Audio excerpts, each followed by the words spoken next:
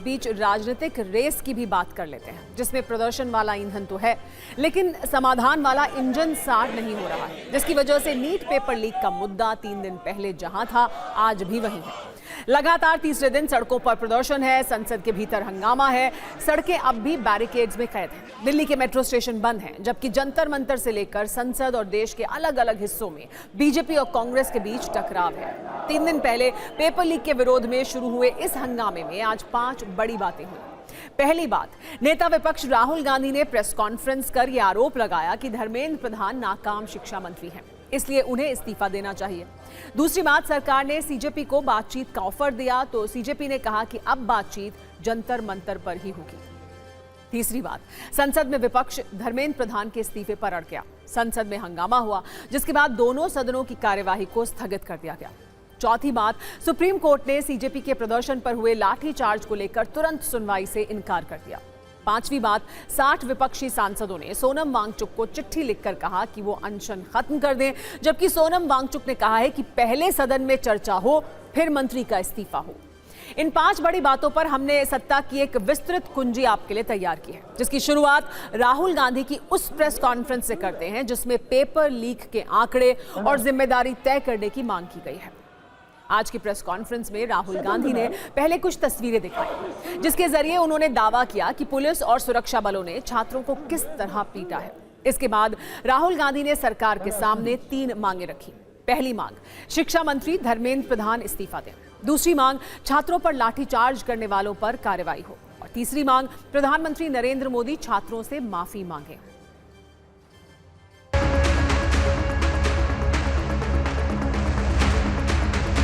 सबसे पहला कमिटमेंट जो सिंबल है इस चीज का, धर्मेंद्र प्रधान मिनिस्टर, सबसे पहले आप सिंबल को हटाइए। बड़ी बात नहीं है, सुसाइड हुए बच्चों के 152 पेपर लीक हुए। स्टूडेंट्स की पहली मांग ये है, इनको हटाइए। दूसरी मांग, जिन्होंने स्टूडेंट्स पर आक्रमण किया है, लाठी चल रही है, राइफल पॉइंट हो रही है, टांगें तोड़ी जा रही हैं, पेलेट गन से मारा जा रहा है, ये आतंकवादी नहीं है, ये हमारा फ्यूचर है, ये हमारे दुश्मन नहीं है, ये हमारे लोग हैं। तो इन लोगों पर जिन्होंने वायलेंस किया है, हिंसा की है,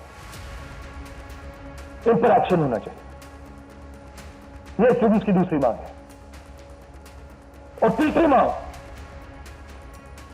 जो इस पूरे सिस्टम को चलाते हैं, उनको स्टूडेंट से अपोलोजाइज करना चाहिए रिस्पेक्टफुली कि गलती हो गई, जो हुआ वो नहीं होना चाहिए था, आप लोगों को चोट लगी है, हम अपनी गलती मांगते हैं, कोई बड़ी बात नहीं। हमें लगा कि अगर हिंदुस्तान के स्टूडेंट्स सड़क पे हैं तो ऑपोजिशन को भी सड़क पे होना चाहिए। और हम चाहते हैं कि ये सेंट्रल इशू है और ये सेंट्रल इशू पर रेजोल्यूशन आए, प्रधान जाए, प्राइम से अपोलोजाइजेस। हम पूरा सपोर्ट कर रहे हैं छात्रों के आंदोलन को,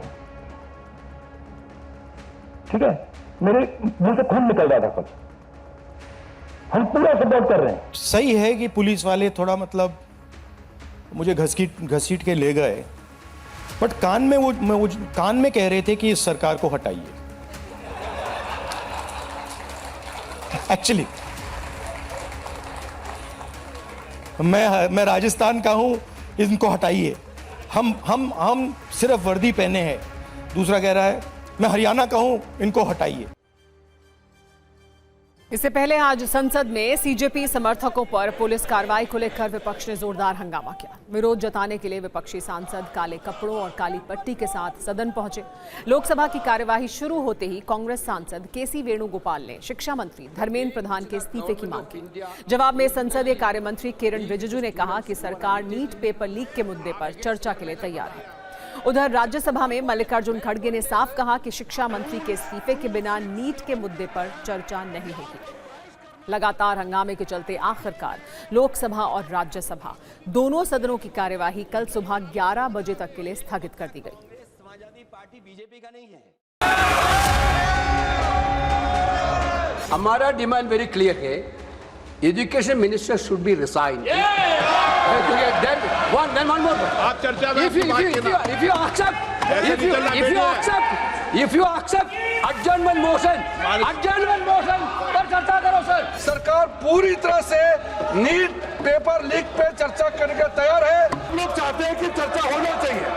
मैं कांग्रेस पार्टी को कहना चाहता हूँ, आप चर्चा की मांग करते हैं और फिर नारेबाजी लगा करके आप पूरा सदन को डिस्टर्ब करते हैं, ये ठीक बात नहीं है। रूल्स 267 के तहत यहाँ पर बहस करना चाहते हैं, उसके लिए अगर फेयर डिस्कशन होना है तो शिक्षा मंत्री पहले राजीनामा देना चाहिए। धन्यवाद। जब वो राजीनामा नहीं देंगे, निष्पक्षपात चर्चा यहाँ नहीं होगी। इसीलिए अगर निष्पक्षपात चर्चा होना तो मैं रिक्वेस्ट करता हूँ गवर्नमेंट को वो रिजिग्नेशन दिलाए। आदरणीय नरेंद्र मोदी जी के नेतृत्व में चलने वाली सरकार एक पारदर्शी सरकार है और लोगों के पक्ष में हमेशा फैसला करने वाली सरकार है। और ये जो जन विरोधी गतिविधि इनकी चल रही है, इसकी हम लोग तीव्र भर्त्सना करते हैं। इनको प्रजातंत्र में कोई विश्वास नहीं है। सर, हमने ये सवाल उठाया है कि सोमवार को छात्रों के खिलाफ जिस तरह लाठीचार्ज और हिंसा की गई है, उससे मेरा मन लाठीचार्ज अत्यंत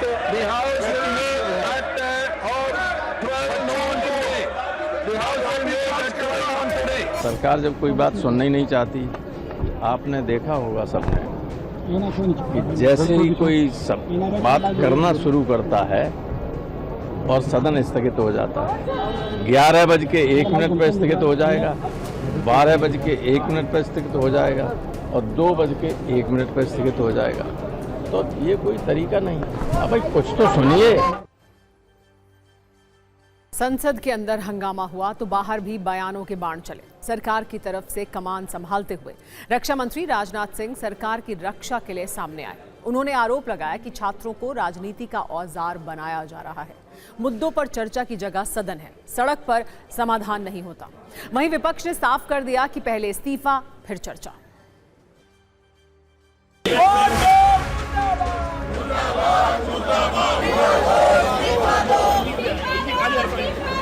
हमारे देश के छात्रों और नौजवानों को कुछ लोग अपने राजनीतिक स्वार्थों की पूर्ति के लिए एक राजनीतिक औजार के रूप में इस्तेमाल करने का प्रयास कर रहे हैं। सरकार ने हर मुद्दे पर सार्थक बहस करने की भी बात की है और कई बार अपनी बात को दोहराया भी है, मगर विपक्ष संसद में नहीं बल्कि सड़क पर मुद्दों का समाधान करने का मैं मानता हूं अनुचित प्रयास कर रहा है। 10 घंटे के लिए तो हमने वंदे मातरम पर चर्चा की, अब फिर से वंदे मातरम की जो बिल निकाल रहे हैं ये लोग, ठीक है। तो हम इस विषय पे एडजर्नमेंट मोशन पे चर्चा क्यों नहीं कर सकते? लंबी चर्चा ठीक ढंग से क्यों नहीं हो सकती? ये पूछिए आप सरकार से। हमने जब खुले दिल से ऑफर किए सरकार की ओर से कि हम चर्चा चाहते हैं, तो उसको व्यवधान डालने के लिए कोई कंडीशन ऐसा डालेंगे ताकि चर्चा ही ना हो, ये तो ठीक बात नहीं है। सदन चर्चा के लिए होते हैं, तो हम तो हमेशा चर्चा चाहते हैं। हमारी मांग विपक्ष और छात्र नौजवानों की लगभग मांग एक है कि इस्तीफा हो और उसके बाद बातचीत हो, उनकी मांगे मानी जाए। युवा छात्र नौजवान जो इतने दिनों से मांग कर रहे हैं। जब तक धर्मेंद्र प्रधान का इस्तीफा नहीं होगा और जब तक देश की शिक्षा परीक्षा प्रणाली में व्यापक सुधार और बदलाव पर चर्चा नहीं होगी संसद में, तब तक हमारा प्रदर्शन जारी रहेगा। गांधी परिवार देशद्रोहियों के साथ मिला हुआ है, बांग्लादेश सपोर्ट कर रहा है, पाकिस्तान सपोर्ट कर रहा है, और इस तरह के लोगों के साथ मिलकर जिस तरह से कांग्रेस इस तरह का घटिया हरकत कर रहा है, ये देश तोड़ने की पूरी साजिश है।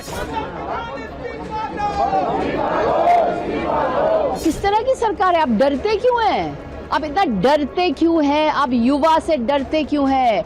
आप किसान से डरते क्यों हैं? आप वुमेन रेसलर से डरते क्यों हैं? आपको खुले दिल से बातचीत करनी चाहिए। हमारी सरकार पूरी तरह तैयार है कि नीट पे चर्चा हो, उसमें कोई दिक्कत नहीं है, लेकिन चर्चा कब हो, किस नियम के अधीन हो और कैसे इसको संचालित किया जाए, इसका निर्णय स्पीकर साहब को ही लेना पड़ेगा। नारेबाजी से या धरना प्रदर्शन से हमारा ये सदन नहीं चलेगा। कुल मिलाकर सदन के अंदर और बाहर दोनों जगह विपक्ष एकजुट तो दिखा, लेकिन अब समाजवादी पार्टी और कांग्रेस के बीच दरार की खबरें आ रही हैं। दरअसल दरार वाली कहानी की शुरुआत दोपहर 12 बजे तब हुई जब हंगामे के बाद दोबारा लोकसभा की कार्यवाही शुरू हुई। इस बार भी सदन में हंगामा हो रहा था। तभी अखिलेश यादव अपनी बात रखना चाहते थे, लेकिन स्पीकर ने पहले कांग्रेस के केसी वेणुगोपाल को बोलने के लिए कहा। उनके बाद संसदीय कार्य मंत्री किरेन रिजिजू बोलने लगे। इस पर अखिलेश यादव ने कटाक्ष करते हुए स्पीकर से कहा, आपने दोनों को बोलने का मौका दिया, क्या समझौता हो गया है? इसके बाद अखिलेश यादव ने अपनी बात भी कही, लेकिन कांग्रेस सांसद केसी वेणुगोपाल को यह पसंद नहीं आया। सदन स्थगित होने के बाद दोनों के बीच केसी वेणुगोपाल ने अखिलेश से कहा कि आप कैसे कह सकते हैं कि हमारा समझौता है? हमारे नेता राहुल गांधी के साथ पुलिस ने कितनी ज्यादती की है? सूत्रों का दावा है कि बातचीत के दौरान अखिलेश यादव ने यहां तक कहा कि राजनीति आपसे नहीं सीखनी है। अध्यक्ष महोदय, मुद्दा कांग्रेस, समाजवादी पार्टी, बीजेपी का नहीं है। ये मुद्दा युवाओं और छात्र नौजवानों का है। आपने इनको बुलवा दिया, क्या समझौता कर लिया आपने? क्या आपने क्यों नहीं बोलने दिया हमें? अध्यक्ष आपको मैंने बोलने के लिए कहा, एक मिनट प्लीज। नहीं, आपने समझौता क्यों कर लिया फिर? हम लोग का बात भी अखिलेश जी नहीं, छात्र नौजवान क्या केवल? अखिलेश जी एक मिनट नहीं, अध्यक्ष महोदय, ये पक्ष ठीक नहीं है। अध्यक्ष महोदय, इस्तीफा तो जब चाहेंगे तब मंत्री ले लेंगे, सदन के बाद ले लेंगे, लेकिन सवाल ये जो छात्रों के साथ व्यवहार हुआ है, उनके हाथ तोड़े, सर तोड़ा, उनके कपड़े फाड़े, क्या बेटियों के कपड़े फाड़ेंगे आप? हम और राहुल नहीं थे। अध्यक्ष महोदय, हम मजबूरी में गए हैं प्रधानमंत्री के आवास पर। अगर आप सुन लेते हैं यहाँ पर तो हम नहीं जाते। क्या प्रधानमंत्री स्टेटमेंट नहीं दे सकते हैं? युवाओं के लिए आप बाहर बोल सकते हैं, सदन में क्यों नहीं बोल सकते हैं आप? सूत्रों के अनुसार सदन की कार्यवाही स्थगित होने के बाद भी केसी वेणुगोपाल और अखिलेश यादव के बीच बातचीत होती रही। वेणुगोपाल ने अखिलेश से पूछा कि इस्तीफे की मांग पर जोर क्यों नहीं दिया। उन्होंने आगे कहा कि ये तो छात्रों की मांग है जिसे हम यहाँ उठा रहे हैं। अखिलेश ने यह भी शिकायत की कि कांग्रेस के शीर्ष नेता दूसरे विपक्षी दलों को बताए बिना और उन्हें भरोसे में लिए बिना कल प्रधानमंत्री आवास के बाहर धरने पर क्यों चले गए, जबकि प्रधानमंत्री आवास के बाहर भीड़ लेकर वही पहुंचे थे। समाजवादी पार्टी लगातार जंतर मंतर पर सीजेपी के प्रदर्शन का समर्थन कर रही है, जबकि कांग्रेस ने जंतर मंतर से दूरी बना रखी है। इस बीच आज एक बार फिर कॉकरोच जनता पार्टी के नेताओं को सरकार ने बातचीत का ऑफर दिया, लेकिन सीजेपी ने साफ किया कि अब वो सरकार के मंत्री के घर नहीं बल्कि किसी न्यूट्रल वेन्यू पर बात करेंगे या फिर उन्हें बात करने के लिए जंतर मंतर पर आना होगा। हम लोगों ने बोला है कि हम लोग किसी मिनिस्टर के घर तो नहीं जाएंगे, उनके ऑफिस भी नहीं जाएंगे। जनता का डिमांड है, जनता के बीच आना पड़ेगा, उनको यहाँ आना पड़ेगा। अगर यहाँ नहीं आना चाहते हैं, अगर उनको लगता है डर है कि यहाँ पे कुछ सिक्योरिटी सिचुएशन हो जाए उनके साथ, कोई न्यूट्रल जगह वहाँ पे जाके हम लोग बात कर सकते हैं। तो हम लोगों ने बोल दिया है कि आप मंशा लेके आइए कि आप हमारी बात सुनेंगे, तब हम लोग मिलेंगे। एंड हमारा टाइम भी बहुत कीमती है, सिर्फ आपका नहीं, तो ज़्यादा टाइम हम लोग वेट नहीं करेंगे इस बार। हमारा 2 डिमांड है, एक सबसे पहले धर्मेंद्र प्रधान का इस्तीफा एंड दूसरा 1 करोड़ का मुआवजा हर फैमिली के लिए। सीजेपी भले ही अपना स्टैंड सख्त करता जाए, लेकिन सोनम वांगचुक ने चिट्ठी के जरिए बातचीत की पहल कर दी है। सोनम वांगचुक ने आज जेपी नड्डा और जितेंद्र सिंह को एक चिट्ठी लिखी है। इसमें वांगचुक ने छात्रों पर कोई कार्रवाई नहीं करने की मांग की है। उन्होंने अपनी चिट्ठी में अनशन तोड़ने के लिए 2 मांगे रखी हैं। पहला, परीक्षा में धांधली और पेपर लीक के बाद आत्महत्या करने वाले छात्रों के पीड़ित परिवारों को उचित आर्थिक मुआवजा दिया जाए। दूसरा, शिक्षा मंत्री के इस्तीफे के विचार समेत पूरी जवाबदेही तय करने के लिए संसद में एक सार्थक चर्चा हो। कुल मिलाकर सोनम वांगचुक की चिट्ठी में धर्मेंद्र प्रधान के इस्तीफे की सीधी मांग नहीं है। राजनीतिक एक्शन रिएक्शन के बीच आज ये मामला सुप्रीम कोर्ट भी पहुंचा, लेकिन सुप्रीम कोर्ट ने कहा कि उनके पास समय नहीं है। सुप्रीम कोर्ट में कॉकरोच जनता पार्टी समर्थकों पर हुए लाठीचार्ज के खिलाफ एक याचिका दायर की गई, लेकिन सुप्रीम कोर्ट ने इस पर सुनवाई से इनकार कर दिया। दरअसल याचिकाकर्ता के वकील ने कोर्ट से अपील करते हुए कहा कि छात्रों की ओर से महत्वपूर्ण मुद्दे उठाए जा रहे हैं। वो नीट परीक्षा सही तरीके से कराने और नेशनल टेस्टिंग एजेंसी में सुधार जैसे मुद्दों की बात कर रहे हैं। चीफ जस्टिस सूर्यकांत ने उन्हें रोकते हुए कहा कि थैंक यू वेरी मच। याचिकाकर्ता के वकील ने कहा पुलिस की बर्बरता के वीडियो भी मौजूद हैं। यदि संभव हो तो मामले की सुनवाई गुरुवार को कराई जाए, क्योंकि छात्र अभी भी प्रभावित हैं। इस पर सीजीआई ने कहा हमें वीडियो में दिलचस्पी नहीं है, हमारे पास उन्हें देखने का समय नहीं है। हालांकि दिल्ली हाईकोर्ट में सीजेपी समर्थकों पर हुए लाठीचार्ज के खिलाफ सुनवाई हुई है। हाईकोर्ट ने सरकार को नोटिस जारी किया और 4 हफ्तों में जवाब मांगा। वैसे आज प्रदर्शन के जवाब में प्रदर्शन वाली राजनीति भी हुई।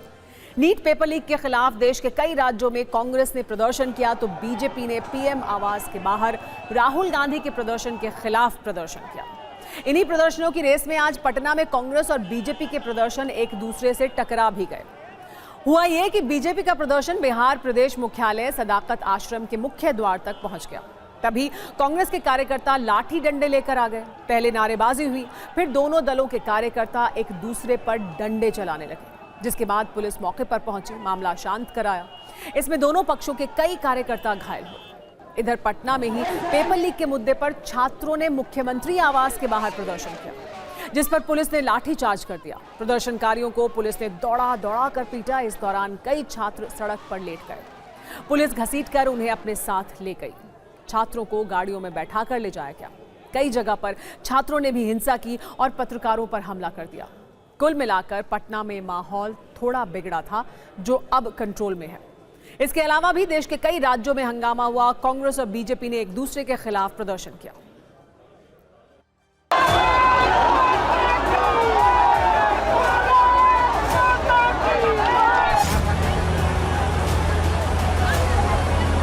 नीट पेपर लीक को लेकर के छात्र जिस तरीके से लगातार दिल्ली में प्रदर्शन कर रहे थे, दिल्ली में जो मांग थी, बिहार की राजधानी पटना में भी उसी तरह से हजारों छात्र हैं, हजारों छात्र यहाँ पे इकट्ठा हुए हैं। पुलिस उन्हें रोकने की कोशिश कर रही है और मांग एक ही है कि नीट पेपर लीक को लेकर के और जो शिक्षा मंत्री हैं उनके इस्तीफे को लेकर के। ये जनता की सरकार है, गुंडों की सरकार है, छात्रों की आवाज है, युवाओं की आवाज दबाने वालों की सरकार है। जब आप शिक्षा व्यवस्था संभालने रहता है, रुझान क्यों नहीं दे रहे? क्या मजबूरी है?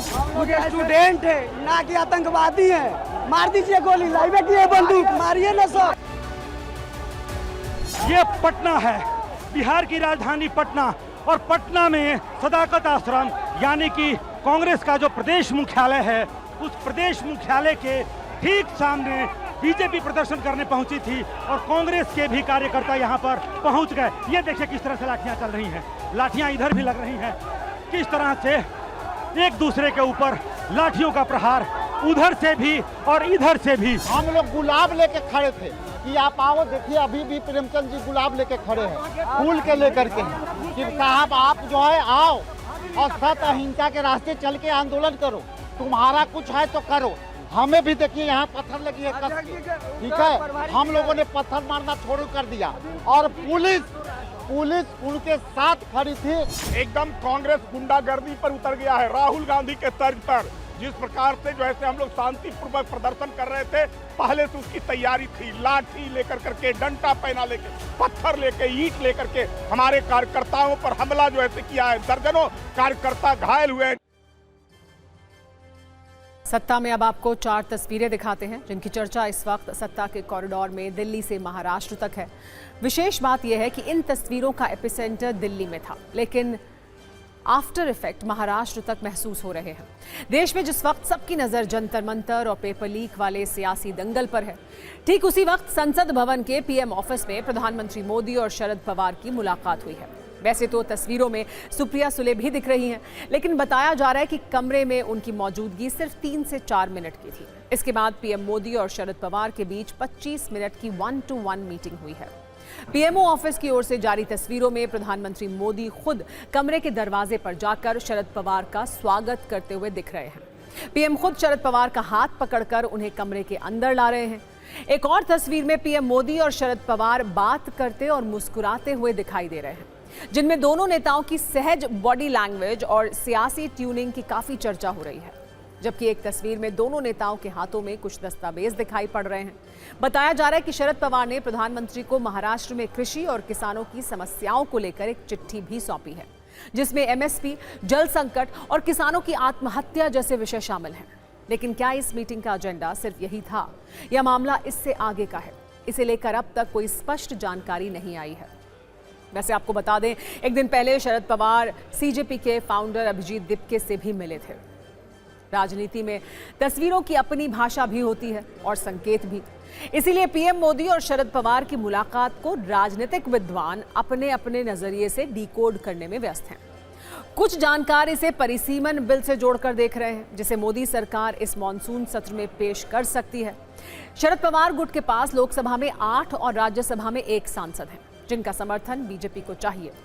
हाल में ऐसी खबरें भी आई थी कि सुप्रिया सुले ने राज्यों में कुल सीटों में 50% बढ़ोतरी की लिखित गारंटी मिलने पर बिल को सशर्त समर्थन देने के संकेत दिए हैं। कुछ राजनीतिक विश्लेषक इन तस्वीरों को इंडिया गठबंधन के लिए तनाव बता रहे हैं। पिछले कई दिनों से शरद गुट के एनडीए में शामिल होने या एनसीपी अजित गुट के साथ एक बार फिर से मिल जाने की अपुष्ट खबरें आ रही हैं। इसलिए भी इन तस्वीरों पर विमर्श ज्यादा हो रहा है। हालांकि इस मीटिंग का पूरा सच क्या है, इसके लिए थोड़ा इंतजार अभी करने की जरूरत है। महाराष्ट्र की सियासत से जुड़ी आज एक और बड़ी खबर है, जिसमें शिवसेना उद्धव गुट के लिए थोड़ी राहत वाले संकेत हैं। उद्धव गुट ने सुप्रीम कोर्ट में एक याचिका दायर की है, जिसमें लोकसभा स्पीकर द्वारा शिवसेना यूबीटी के 6 बागी सांसदों को शिवसेना शिंदे में विलय की अनुमति के फैसले को चुनौती दी गई थी। आज सुप्रीम कोर्ट इस याचिका पर सुनवाई करने के लिए सहमत हो गया है। साथ ही अदालत ने लोकसभा सचिवालय और पार्टी छोड़ने वाले सांसदों को नोटिस जारी किया है और केस की अगली सुनवाई 2 हफ्ते के बाद तय कर दी है। असल में संसद के मॉनसून सत्र से ठीक 2 दिन पहले लोकसभा स्पीकर ने शिवसेना यूबीटी के 6 सांसदों को एकनाथ शिंदे की पार्टी में विलय की अनुमति दी थी। इससे लोकसभा में शिवसेना के सदस्यों की संख्या बढ़कर 13 हो गई, जबकि उद्धव गुट के सांसद 9 से घटकर 3 रह गए। शिवसेना यूबीटी ने लोकसभा अध्यक्ष के सामने दलील दी थी कि बागी सांसदों को अयोग्य घोषित किया जाए, क्योंकि ये दल बदल विरोधी कानून के दायरे में है। लेकिन लोकसभा सचिवालय ने सर्कुलर जारी कर सभी 6 सांसदों को शिंदे वाली शिवसेना के रूप में मान्यता दे दी। लेकिन अब मामला सुप्रीम कोर्ट तक पहुंच गया है।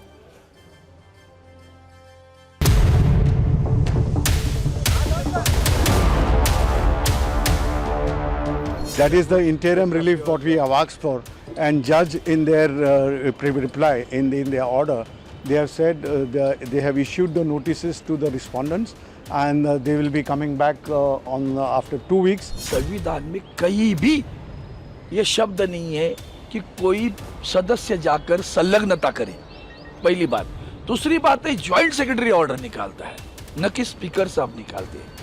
तीसरी बात है संविधान में जो शेड्यूल 10 है, आर्टिकल 10, उसके तहत भी 2/3 सदस्य भी जाए तो भी मान्यता नहीं है। मान्यता पॉलिटिकल पार्टी को है, न कि लेजिस्लेटिव पार्टी को है। As written in the law, as enshrined in the constitution, they have to go by the book of the law. And if they do, as you said, that if they vote against the party whip, again, I mean, it will amount to gross violation of Schedule 10.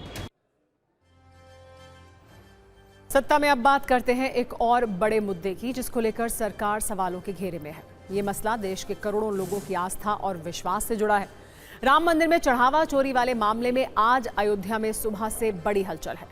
Shri Ram Janmabhoomi Teerth क्षेत्र trust की आज अहम बैठक हुई। मणिराम दास छावनी में हुई इस मीटिंग में अध्यक्ष महंत नृत्य गोपाल दास समेत कई प्रमुख ट्रस्टी उपस्थित रहे। इसकी इनसाइड स्टोरी आपको आइए बताते हैं। पहली बड़ी बात यह है कि चढ़ावे की गिनती में अनियमितता पर चर्चा नहीं हुई। ट्रस्ट की ओर से यह कहा गया कि एसआईटी की अंतिम रिपोर्ट नहीं मिली है, ऐसे में इस पर अभी चर्चा संभव नहीं है। बैठक में गिनती प्रक्रिया में सीसीटीवी कैमरों की सुरक्षा व्यवस्था की समीक्षा की गई। इसको और बेहतर बनाने पर चर्चा हुई। यह फैसला लिया गया कि सोने चांदी के चढ़ावे की मात्रा और शुद्धता की जांच होती रहेगी। सबसे बड़ी बात यह है कि ट्रस्ट के सीईओ के चयन के लिए गठित समिति ने 1 महीने का अतिरिक्त समय मांगा। भारी संख्या में आवेदन आने के कारण अतिरिक्त समय की मांग की गई है। ट्रस्ट ने भविष्य में श्रद्धालुओं की संभावित बढ़ती संख्या को देखते हुए एक सचिव की नियुक्ति को मंजूरी दी है। मुख्य कार्यकारी अधिकारी की नियुक्ति में देरी के चलते सचिव पद पर नियुक्ति को मंजूरी दी गई है। बैठक के बाद गोविंद देवगिरी ने यह जानकारी भी दी कि सीईओ पद के लिए 5,200 आवेदन मिले हैं। इसके अलावा मंदिर परिसर में पूजा अर्चना की पारंपरिक प्रामाणिकता और शुद्धता बनाए रखने के लिए धार्मिक समिति का पुनर्गठन करने का फैसला हुआ। स्वामी गोविंद देवगिरी की अध्यक्षता में धार्मिक समिति का गठन किया गया। ट्रस्ट ने यह भी बताया कि भ्रष्टाचार और अन्य आरोपों के बावजूद राम मंदिर में आने वाले श्रद्धालुओं की संख्या में कमी नहीं आई है। आधारहीन, मिथ्या और भ्रामक आरोपों के बावजूद करोड़ों राम भक्तों की आस्था और विश्वास अडिग है। ये अयोध्या के 5 संत, इसके पश्चात यहाँ की सारी धार्मिक क्रियाकलापों के अधिकारी होंगे, इस बात को ध्यान में लीजिए। ये जो धार्मिक समिति बनी है, इसमें इस प्रकार अयोध्या के 5 और बाकी ट्रस्ट में से 4 ऐसे 9 लोग हैं। श्रावण मास में संभावित अपेक्षाकृत अधिक श्रद्धालुओं के दर्शनार्थ आगमन को दृष्टिगत कर आवश्यक निर्णय न्यासी मंडल में रिक्त स्थानों की पूर्ति, चढ़ावा राशि की गणना में स्टेट बैंक के साथ संपन्न एमओयू के अंतर्गत बैंक की त्रुटियों के महत्वपूर्ण विषयों के अतिरिक्त मुख्य कार्यकारी अधिकारी के चयन की प्रगति आदि अनेक विषयों पर चर्चा हुई। न्यास ने आगामी कालखंड में श्रद्धालुओं की संख्या में संभावित वृद्धि को देखते हुए मुख्य कार्यकारी अधिकारी की नियुक्ति में इस विलंब के कारण एक सचिव की नियुक्ति की स्वीकृति प्रदान की है। बूटे बच चुका है, यानी सत्ता में आज का वक्त खत्म हो गया है। कल शाम 7 बजे आपसे एक बार फिर मुलाकात होगी। तब तक सभी न्यूज़ मित्रों से मेरी गुजारिश है कि वो सत्ता की न्यूज़ रील्स को ज़्यादा से ज़्यादा शेयर करें और फिलहाल मुझे दें इजाज़त।